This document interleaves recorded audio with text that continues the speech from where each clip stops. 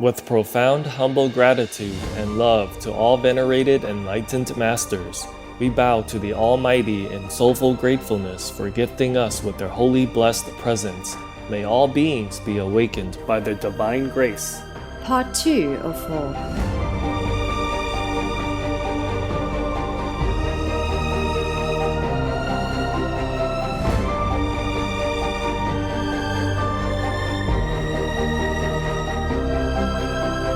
Etc.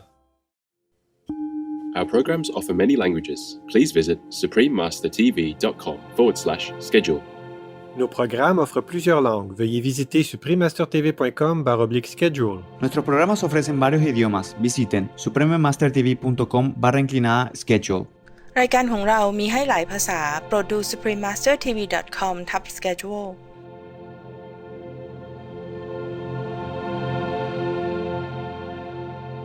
Real ecstasy was defined by Plotinus as the liberation of the mind from its finite consciousness, becoming one and identified with the infinite.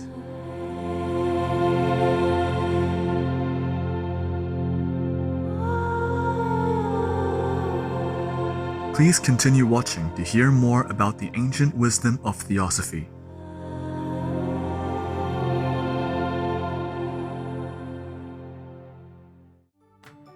Vegan. Feeling more positive in your life? That's the way.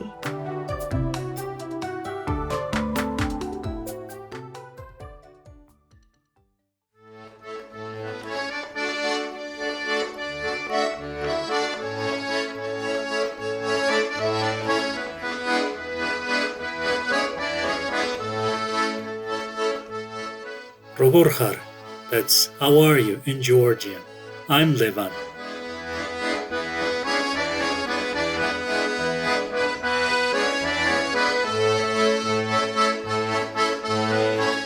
The kind-hearted Georgian people appreciate your thoughtful actions that bring joy to those around you.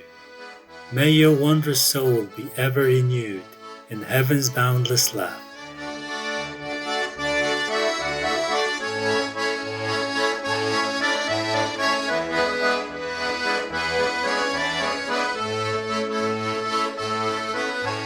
We welcome you to part 2 of selections from Theosophy's sacred teachings in the Key to Theosophy.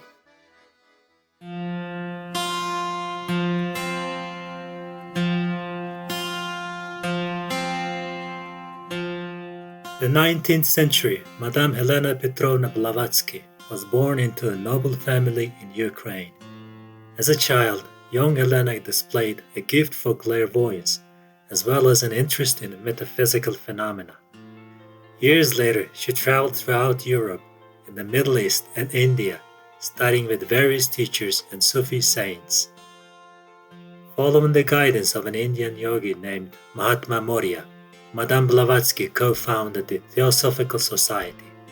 Theosophy, meaning divine wisdom, refers to knowledge that comes through a spiritual experience rather than intellectual understanding alone. The Theosophical Society is dedicated to uplifting humanity through a realization of the oneness of life and the wisdom underlying all religions. Madame Blavatsky wrote several important books on Theosophy, including Isis Unveiled, The Secret Doctrine, The Key to Theosophy, and The Voice of the Silence. The Key to Theosophy unlocks the door that leads to a deeper study of Theosophy.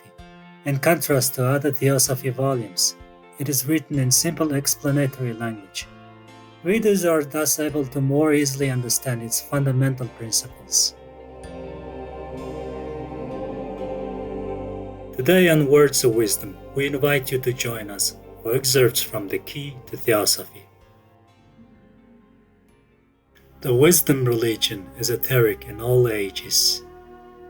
Inquirer: since Ammonius never committed anything to writing, how can one feel sure that such were his teachings? Theosophists: neither did Buddha, Pythagoras, Confucius, Orpheus, Socrates, or even Jesus leave behind them any writings. Yet most of these are historical personages, and their teachings have all survived. The disciples of Ammonius among whom Origen and Irenaeus wrote treatises and explained his ethics. Certainly the latter are as historical, if not more so, than the apostolic writings. Moreover, his pupils, Origen, Plotinus, and Longinus, counselor of the famous Queen Zenobia, have all left voluminous records of the Philalethean system, so far at all events as their public profession of faith was known, for the school was divided into exoteric and esoteric teachings. Inquirer: how have the latter tenets reached our day, since you hold that what is properly called the wisdom religion was esoteric? Theosophist: the wisdom religion was ever one, and being the last word of possible human knowledge, was therefore carefully preserved. It preceded by long ages the Alexandrian Theosophists, reached the modern, and will survive every other religion and philosophy. Inquirer: can you give me some proofs of its esotericism? Theosophist: the best proof you can have of the fact is that every ancient religious, or rather philosophical, cult consisted of an esoteric or secret teaching and an exoteric outward public worship. Furthermore, it is a well-known fact that the mysteries of the ancients comprised with every nation the greater, secret, and lesser public mysteries. E.g., in the celebrated solemnities called the Eleusinia in Greece, from the hierophants of Samothrace, Egypt, and the initiated Brahmins of the India of old, down to the later Hebrew rabbis, all preserved for fear of profanation, their real bona fide beliefs sacred. The Jewish rabbis called their secular religious series the Merkava, the exterior body, the vehicle, or the covering which contains the hidden soul, i.e. their highest secret knowledge. Not one of the ancient nations ever imparted through its priests its real philosophical secrets to the masses, but allotted to the latter only the husks. Northern Buddhism has its greater and its lesser vehicle, known as the Mahayana, the esoteric, and the Hinayana, the exoteric schools. Nor can you blame them for such secrecy, for surely you would not think of feeding your flock of sheep unlearned dissertations on botany instead of on grass. Pythagoras called this gnosis, the knowledge of things that are, or agnosis on onton, and preserved that knowledge for his pledged disciples only, for those who could digest such mental food and feel satisfied, and he pledged them to silence and secrecy.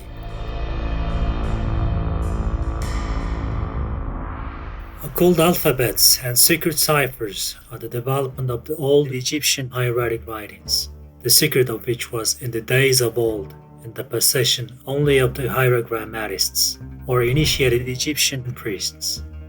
Ammonius Saccas, as his biographers tell us, bound his pupils by oath not to divulge his higher doctrines except to those who had already been instructed in preliminary knowledge, and who were also bound by pledge.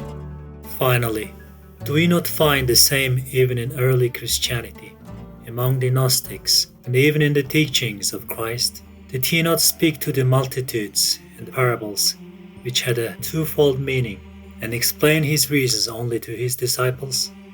To you, he says, it is given to know the mysteries of the kingdom of heaven, but unto them that are without all these things are done in parables. The Essenes of Judea and Carmel made similar distinctions, dividing their adherents into neophytes, brethren, and the perfect, or those initiated. Examples might be brought from every country to this effect.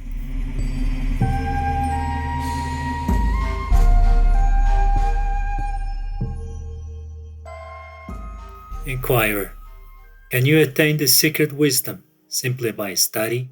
Theosophists: I think not, nor is there any lexicographer capable of explaining, whether to himself or others, how superhuman knowledge can be attained by physical or chemical processes. Ancient Theosophists claimed, and so do the modern, that the infinite cannot be known by the finite, i.e. sensed by the finite self, but that the divine essence could be communicated to the higher spiritual self in a state of ecstasy.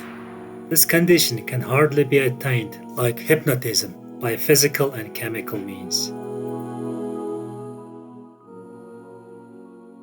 Real ecstasy was defined by Plotinus as the liberation of the mind from its finite consciousness, becoming one and identified with the infinite. This is the highest condition, says Professor Wilder, but not one of permanent duration, and it is reached only by the very few. It is indeed identical with that state which is known in India as Samadhi. The latter is practiced by the yogis who facilitate it physically by the greatest abstinence in food and drink, and mentally by an incessant endeavor to purify and elevate the mind.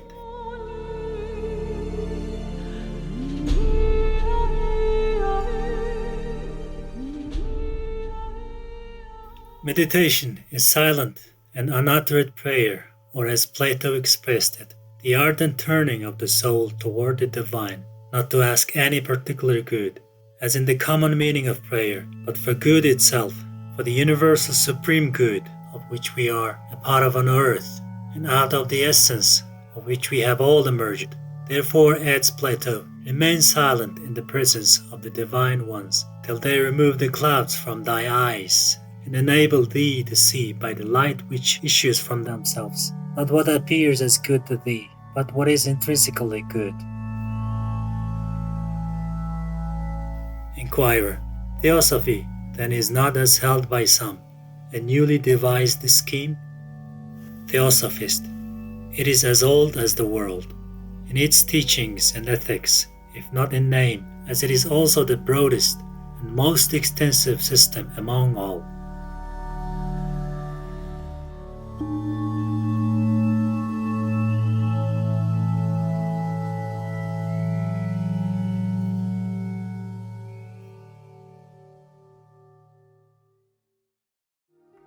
Every little step you make to eliminate animal products in your meals is one step closer to the big leap we all could benefit from taking. Austin Aries, vegan.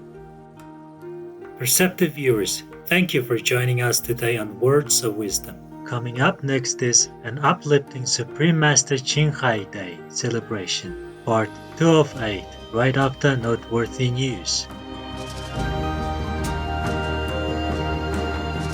May your quest for inner truth be graced with illuminating wisdom of the Most High. Our programs offer many languages. Please visit suprememastertv.com/schedule and suprememastertv.com/WOW